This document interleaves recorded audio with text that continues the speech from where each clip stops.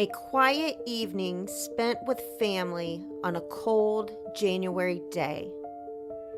Small children playing and laughing, their mother close by, engaged in casual conversation with her sister-in-law. The children's father is working the night shift at his job, not far from where the family resides. As it starts to get late, the children's mother decides she needs to head home, get them into the bath, and then put them to bed for the night.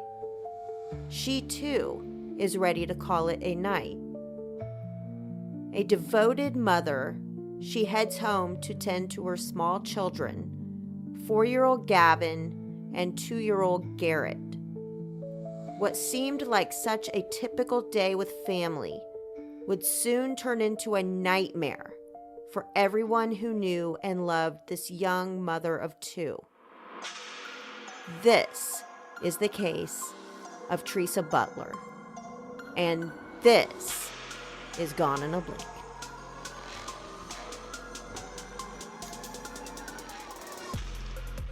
Hey, true crime fans. I'm your host, Heather. And I'm Danielle. Welcome to episode 34 of Gone in a Blink. I hope everyone is staying warm out there, wherever you may be listening from.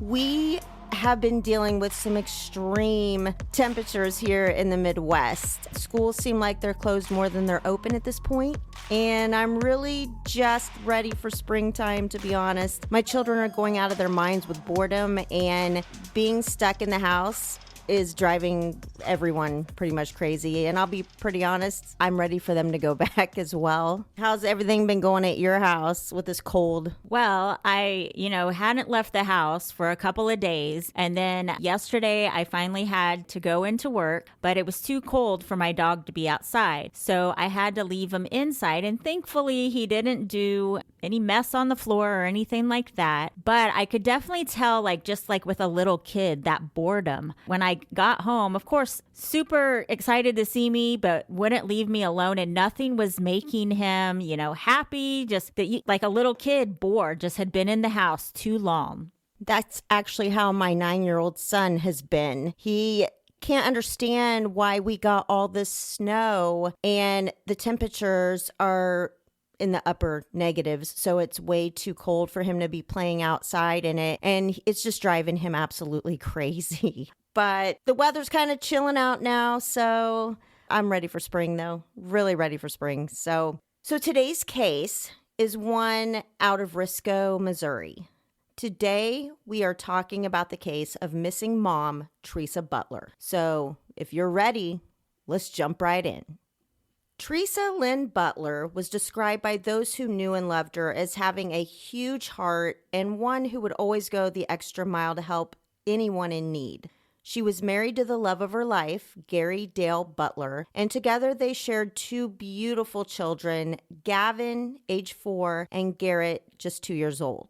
They lived in a small but cute little home in the rural part of Risco, Missouri, on County Road 241, which is also known as 8 Ditch Road, just off of Highway 62. And just a little bit about Risco. It is located approximately 123 miles or 198 kilometers north of Memphis, Tennessee, and is located in the southeast part of Missouri. Its population in 2006 was around 356, and I believe it was last updated in 2020 with a population of only 286. So it is a very small, mostly rural community.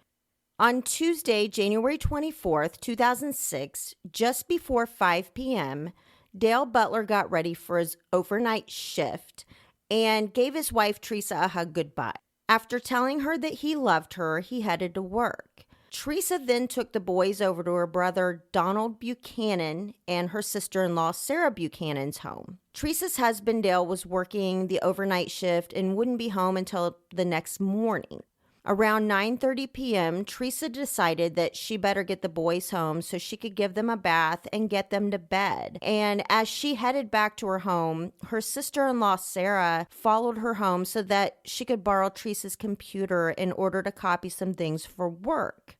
Little did Sarah know at the time, this would be the last time her or anyone else would ever see Teresa Butler. According to Sarah Buchanan, the two women and the little boys arrived at the Butler home around 10 p.m. on the night of January 24th. Sarah stayed for a short while before heading home. When Sarah was leaving the Butler home, Teresa was getting the boys ready to take their baths. She told Sarah that she was going to bed after she got the boys to bed. So Sarah mentions that she specifically remembers that when she walked out the front door of the Butler home, the porch light was on. And this will later become a very crucial part of this case. So around this same time, Dale told police that he tried to call Sarah on his lunch break. However, it would just go straight to voicemail. He later told reporters that it was like the call wasn't even going through. He figured that maybe Teresa had just fallen asleep, and so he really wasn't worried about it at that point. The next morning, Dale returned home from work around 10 a.m., and he recalled walking into the house and not seeing anyone in the front area of the house. He thought that was kind of strange, and then along with the fact that he tried to call Teresa the night before and she wasn't answering, he decided to walk through the house in search for his wife. So he walked to the back bedroom, and there he saw 4-year-old Gavin laying in the couple's bed curled up in a blanket. 2-year-old Garrett was sitting in a chair with an empty bottle and a soaked diaper. There was no sign of Teresa anywhere. Dale walked throughout the house calling Teresa's name, and when he still couldn't locate her, panic really began to set in. He grabbed his phone and began calling friends and family and basically anyone and everyone he could think of that may have some idea of where his wife could be. All kinds of thoughts were running through Dale's mind at this point, and he thought, well, maybe she just had to run to the store really quick, or maybe she had to run here, maybe she had to run there. But in reality, he knew that Teresa would not have left her kids all alone. Teresa had been working in the photo department at the local Walmart in Dexter, Missouri, and was scheduled to work the noon shift on the day of her disappearance. She never showed up. The police were called and arrived within minutes to assess the scene. They discovered a list of items were missing from the home, including the family's video camera, a Nintendo GameCube with games, a PlayStation along with games, a large flashlight, a digital camera, and a car stereo. Teresa's purse and cell phone were also missing. Police, though, did find Teresa's wedding rings lying on the floor partially underneath the couch. Dale told officers that it was not uncommon for Teresa to take them off if they started to irritate her skin or if she was sleeping. Teresa's green Jeep Wrangler was also still left in the driveway. Authorities found no signs of a struggle and no signs of forced entry, making the fact that Teresa was missing even more suspicious that foul play was involved. Two things that really grabbed the attention of police was the fact that a key was found broken off inside a lock at the home, and the light bulb to the front porch light had been unscrewed. So this right there is probably the biggest red flag for me anyway, because whatever was about to go down at that house that night could not have happened with the porch light on. And because they unscrewed the light versus turning the light off tells me that they were about to do something before they actually had access to the house. Yeah, that seems like a really red flag, really big red flag, that they would go to the trouble of unscrewing the light bulb. I guess what went through my mind is just once they're in the house, it could have been easily turned off, but they were really trying to catch somebody by surprise. Well, exactly. And I'm not sure if they were planning to break in, or maybe they knocked on the door and then unscrewed the light so that when Teresa tried to look outside to see who it was, she wouldn't be able to see. And that's my thinking right there, because you're standing outside on the porch. You don't have access at this point to the inside of the home. And it's after 10 o'clock at night. So it's very dark. This is a rural area. So my thinking is they probably unscrewed the light so that when they knocked and she tried to look out to see who it was, she couldn't see. Teresa's sister-in-law reported that the porch light was on when she left the Butler home that night. And that could explain why there was no forced entry because, I mean, just thinking about someone unscrewing the light bulb and knocking, and she tried to look to see who it was and couldn't see. And so maybe she thought it was her sister-in-law coming back for something. And so she opened the door and was totally caught off guard.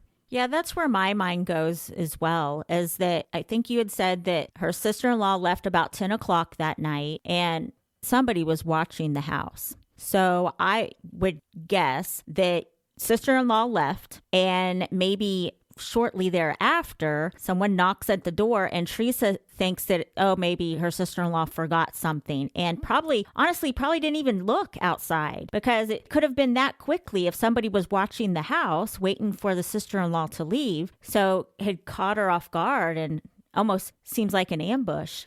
That's what seems to make the most sense. And then unscrewing the light bulb not only would serve that purpose of her not being able to look out and see who it was, but also anyone driving by would not be able to see what may or may not be taking place right there. So cell phone records later confirmed that on the night Teresa went missing, a call was placed from Teresa's phone to a residence in Gideon, Missouri at 3:16 a.m. And Gideon is approximately 16 miles or just over 25 kilometers southwest of Risco. The person living at the residence did not answer the phone that night, and they told investigators that they didn't even know Teresa or anyone else in her family. Then, after Teresa's disappearance, another call was placed using her cell phone. This time to a residence in Clarkton, Missouri. And once again, the homeowners claimed that they didn't know who Teresa was. They did say that they answered the phone that day but heard nothing on the other end. Investigators were perplexed as to what could have happened to Teresa. Authorities asked Dale if his wife had any enemies or was having any issues before she went missing. He claimed that his wife wasn't having any problems that were concerning before she disappeared. However, Teresa's co-workers from the Walmart store where she worked painted a very different picture. They claimed that Dale's ex-wife was calling her at work and even began making threats to Teresa. And I actually saw that someone posted a comment on Web Sleuths that Teresa had met her husband while they were both working together at a factory. And according to the commenter going by the name K-Mac, Teresa and her husband allegedly began seeing each other while they were both still married to other people. They eventually divorced their spouses and got married to each other. And her coworkers did, in fact, back up the story that Teresa was receiving threatening phone calls. So there was definitely some hostility. However, was it enough to murder Teresa? That I don't know. Yeah, that does seem kind of odd that the husband would paint the picture that everything was fine, but then talking to coworkers of Teresa, they paint a different picture. Yeah, and I don't know exactly how far everything went. I mean, far enough that she was making threatening phone calls to her work. I think that's taken it a bit far. But according to her husband, they had resolved everything. So, like I said, it went so far that the ex-wife was calling her at her job and making threats. What kind of threats? I have no clue. But they were threats all the same. And then she disappears. So that is something that, I wouldn't ignore. Well, sure. Yeah, that especially after she disappears and then there's an account of that. But you can't rule out that, okay, maybe he was trying not to mention that they had issues. At this point, you have to look at him at least a little bit as a suspect. Well, and also, I think it's the fact that it was his ex. So he was probably, could have been, if the shoe was on the other foot and it was her ex, then maybe she would have made light of the situation too. I think it was just the fact that it was his ex and he knows his ex. And so he was probably like, oh, she's just, that's how she is. Just kind of making light of the situation. I think no matter whose ex it would have been, in a lot of cases would have just kind of brushed it off and been like, we're working this out, so everything's good.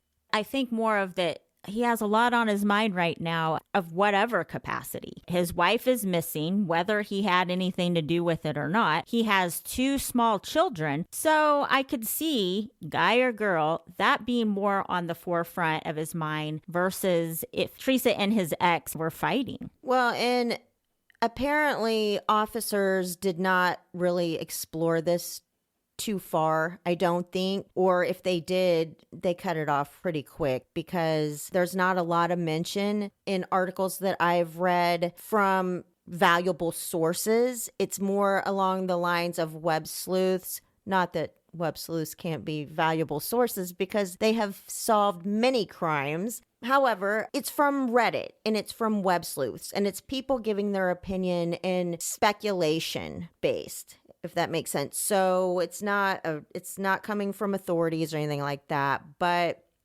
on March 6, 2007, a female witness came forward with some information that they believe could help officers investigating Teresa's case. They explained that in the 24 hours after Teresa went missing, a video camera had been exchanged for drugs. Missouri Highway Patrol investigator Sergeant J.S. Stolting interviewed the witness, who claimed that a man by the name of Melvin Ray Hufford Jr. had stopped by her house and talked with her husband. Hufford claimed that he had beaten a guy up over a drug debt and that he had a video camera and an easy shot camera. However, the witness claimed that she never actually saw the equipment. The witness thought that it sounded suspicious, given the time frame, and after hearing about what was missing from the Butler home after Teresa's disappearance, she was kind of tying 2 and 2 together. So on August 2nd, 2007, the female witness was brought back into the police station, but this time with her husband, and the 2 were each interviewed separately. The husband told investigator Stolting that Melvin Hufford had stopped by their house within 24 hours after Teresa Butler had gone missing. He claimed at that time he didn't know anything about Teresa's disappearance. He told investigators that he had traded Hufford a gram of meth in exchange for a digital camera and a camcorder. Once the witness viewed the contents of the video camera, he realized it had belonged to Teresa Butler. He then claimed to have confronted Hufford about who it belonged to. However, Hufford denied any knowledge of who it belonged to or the circumstances surrounding it. The man then told officers that after he realized who the items belonged to, he gave them to his wife and told her to get rid of them.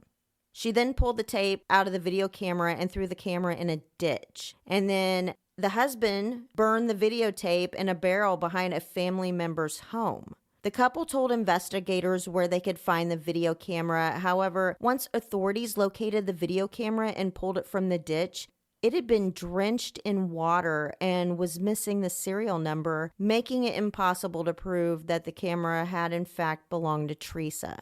So there's so much there. Okay, my first question, March 6th, 2007, this is when it is reported, and then they didn't bring him into the police station till August 2nd? That seems like so many months had gone by. 2, I don't know. I mean, there's all different kind of beliefs out there. I tend to believe that when we have a guilty conscience, we bring up things like, oh, I so happen to have came across this camcorder. I mean, things like that to kind of try to clear our conscience. And yes, blame it on somebody else, or maybe this couple, if they're not involved with the disappearance, blaming it on someone else. They're of course saying, I don't know where we got it, but yet they're trying to get rid of evidence instead of just bringing it to the police. There just seems to be so many red flags here that either this couple was directly involved or that the person that they're claiming that they got the items from. Well, first of all, I definitely think that there was a large gap between the time that the female witness came forward, and it sounds like she told investigators part of the story.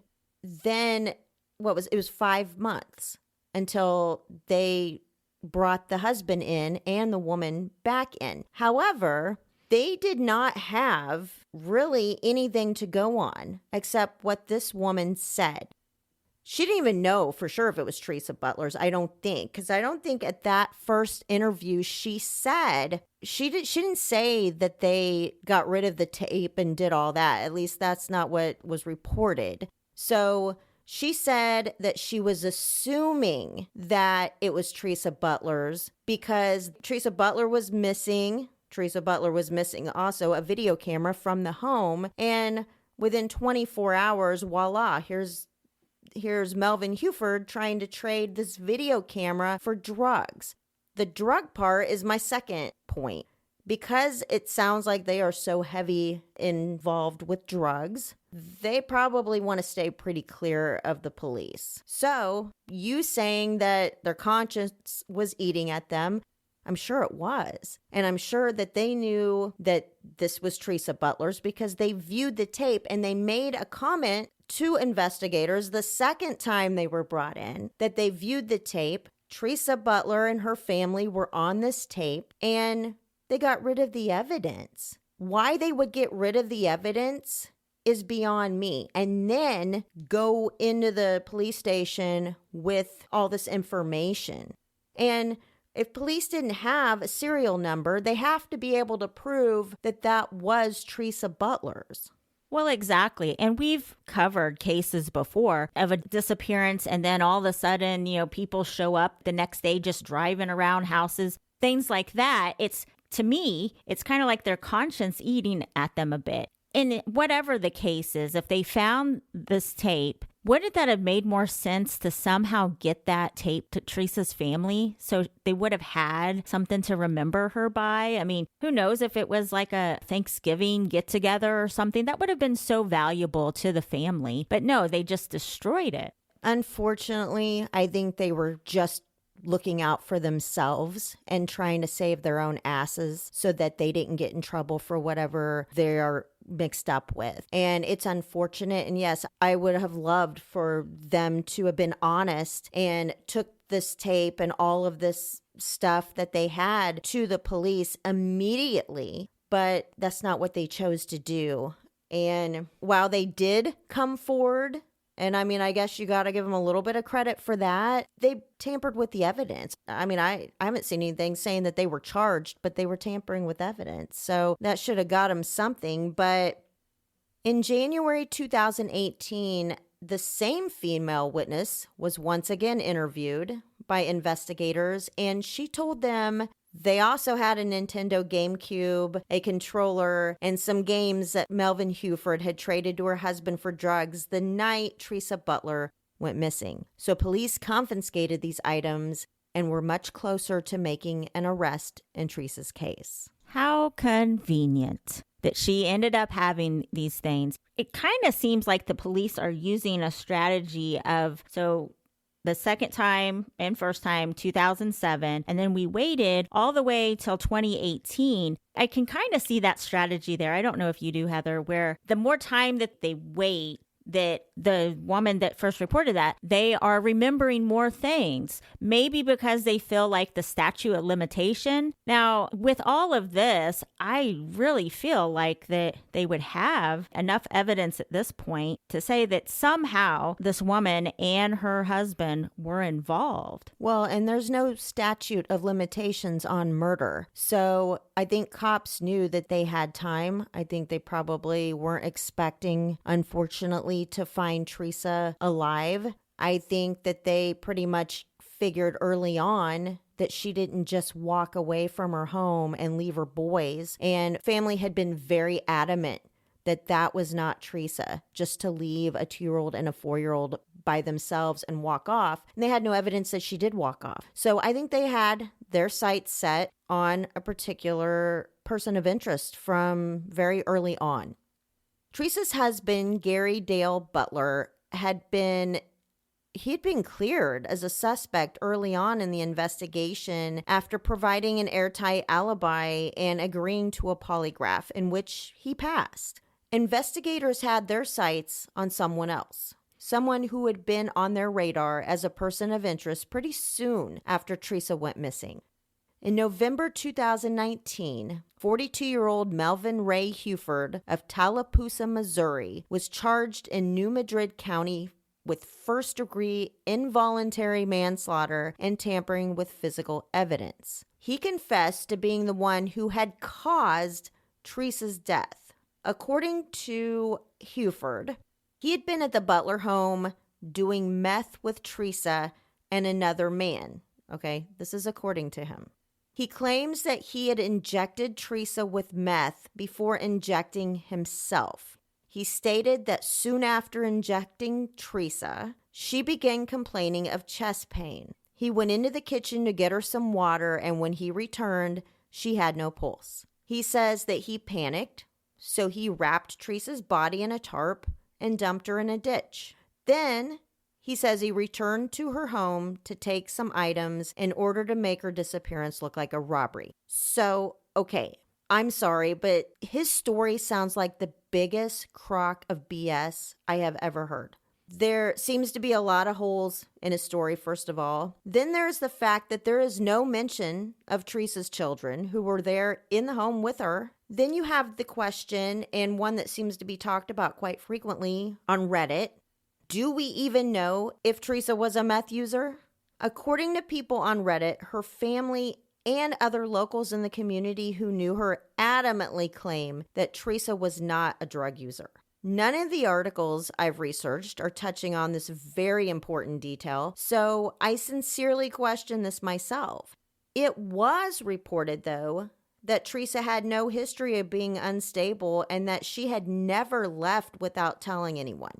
She also had no history of leaving her children. Was Teresa a meth user? And if so, did she know Melvin Hufford? Had they ever met? Did she have any connection to him at all? Did Teresa's husband even know him? There are so many unanswered questions. However, I am having a lot of trouble believing this story to be true. Why do we think he was a person of interest so early into the investigation? Was it because of the fact he had Teresa's belongings?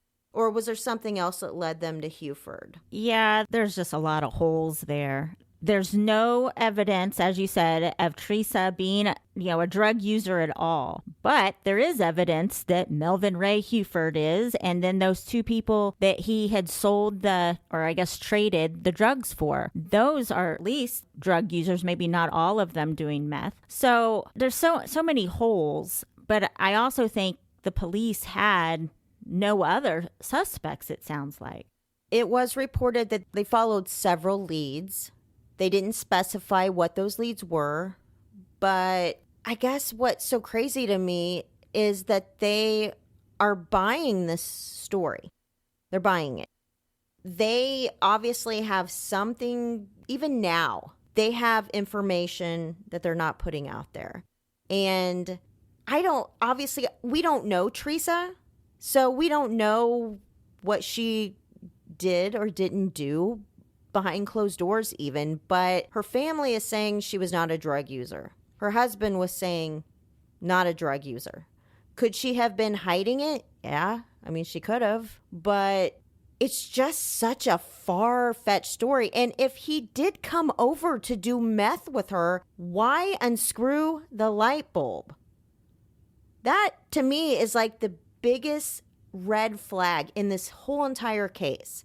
If you are coming over because you know Teresa and you guys are going to do meth, why are you unscrewing the light bulb? Exactly. It doesn't seem to make sense. It doesn't sound like that there's even with coworkers that has said any connection with Teresa and this man. Somebody would have seen something if they had gotten together more than just a few times. What it sounds like to me, which is a little more logical, that the three of them, so the husband and wife and this guy, Melvin, they had been watching the house. And I can make all kinds of assumptions somewhere that Teresa was somehow targeted and they were waiting for the sister-in-law to leave. And then they came and ambushed her, robbed her. And Teresa didn't even see it coming. I think that's a very good possibility. And going right back to the light bulb situation, again, I still believe it was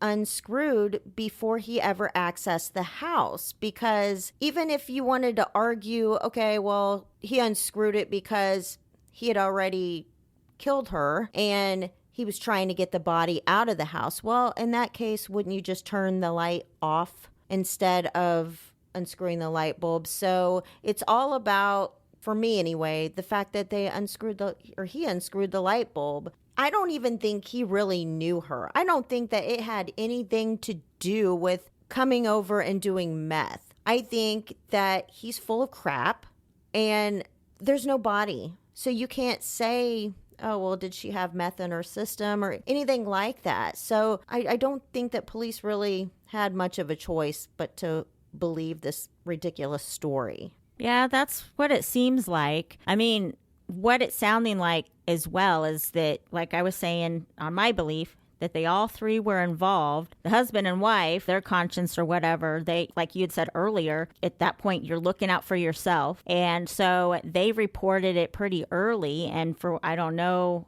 why they waited so long to question Melvin, but they were all kind of involved. And he's just trying to figure out something that maybe they would believe. You also have to look at, he didn't get rid of the body by himself. So in this story, he's making it seem like that, oh, he got scared and got rid of the body. Did he ever tell them where the body was at? What ditch that he threw her in?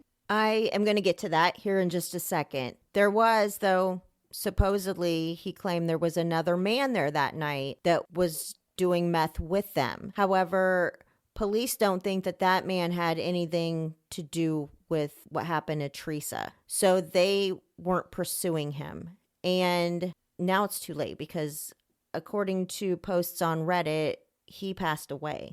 So New Madrid County Sheriff Terry Stevens believes that the fact they found Teresa's wedding ring under the couch could have been a more deliberate move to hide her rings because she wasn't totally comfortable with the people who she was interacting with that night, and maybe that was her way of securing them.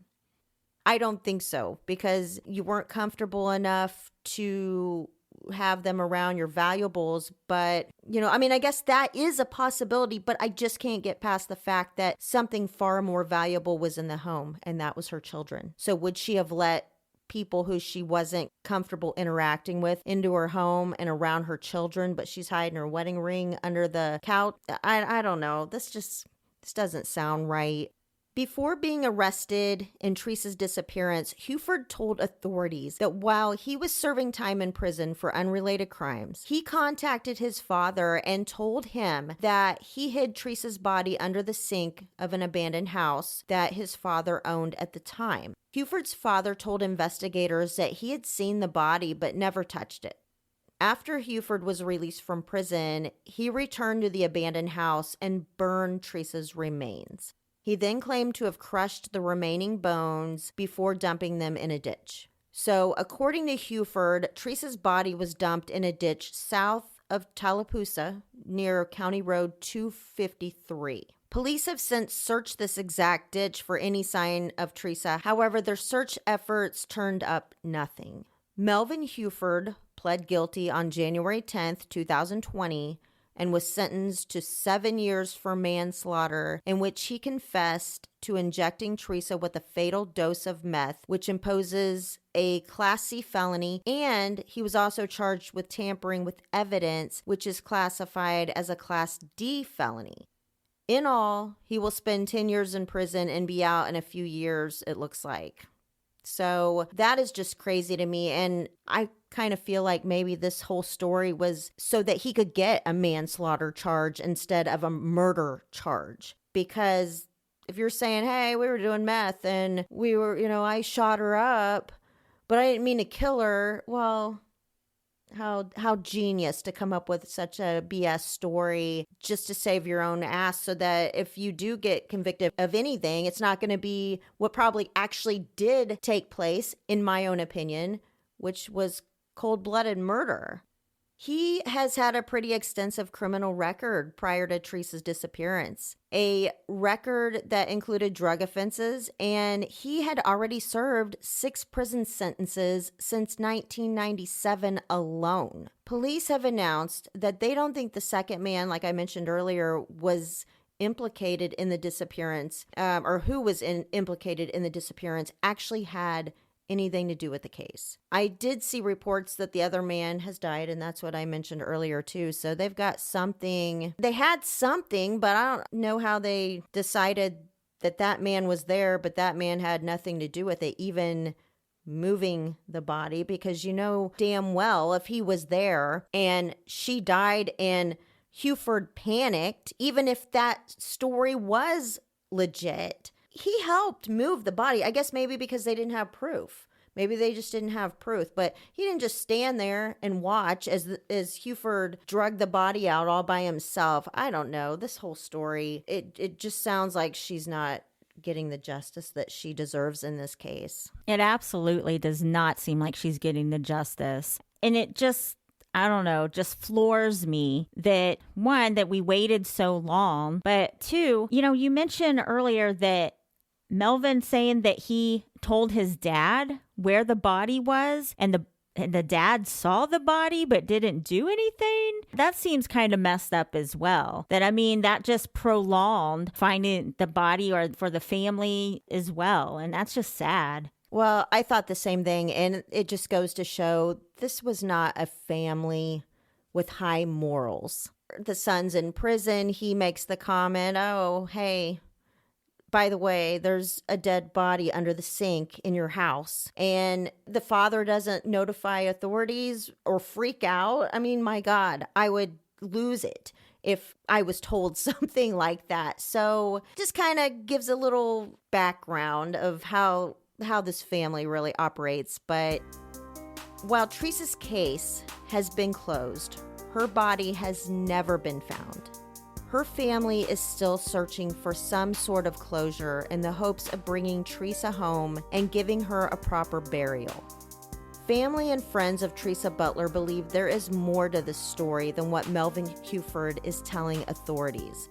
They believe that Teresa was not involved in drug use and that she never would have voluntarily left her 2 children home alone. Sheriff Terry Stevens has taken Teresa's case to heart. He kept a picture of her in his office as a reminder that Teresa disappeared from his hometown and on his watch. That is something he struggles with every day. Teresa's husband, Gary Dale Butler Jr., passed away on January 24th, 2018 at his home, almost to the day that his wife and the love of his life went missing 12 years earlier. Thank you for listening to another episode of Gone in a Blink. If you have any information on the whereabouts of Teresa Butler, please contact the New Madrid County Sheriff's Office at area code 573-748-2516. We want to thank you for listening, and we really hope that Teresa's family, and especially her 2 boys, find the closure they are so desperately searching for. If you like our show, please consider giving us a 5-star review on Apple Podcast or on Spotify. And to get all the latest updates on the cases we cover, follow us on any of our social media sites, and I will link those in our show notes. And if you have a case that you'd like us to cover, drop us an email at goneinablinkpod@gmail.com. And last but certainly not least, please remember, be safe, be smart, and try not to blink.